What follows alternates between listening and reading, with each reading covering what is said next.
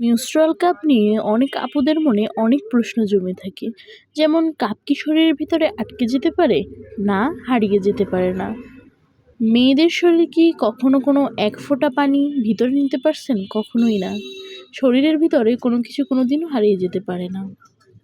শুয়ে থাকলে কি রক্ত জরায়ুতে ফিরে যাবে? না, মানবদেহের গঠন এমন নয় যে রক্ত উল্টো দিকে প্রবাহিত হয়। কাপ পরে কি প্রস্রাব করা যাবে? হ্যাঁ, কারণ প্রস্রাব করার এবং পিরিয়ড হওয়ার রাস্তাটা আলাদা। ১২ ঘন্টা কি ব্যবহার করা যাবে? এটা কি নিরাপদ? হ্যাঁ, নিরাপদ, 100% নিরাপদ। ঘুমানোর সময় কি পরে থাকতে পারি? হ্যাঁ, অবশ্যই পরে থাকতে পারেন। menstrual কাপ পরে আপনি পটি করতে পারবেন। menstrual কাপ পরে আপনি গোসল করতে পারবেন। menstrual কাপ পরে আপনি লাফ দিতে পারবেন। menstrual কাপ পরে আপনি দৌড়াদৌড়ি করতে পারবেন।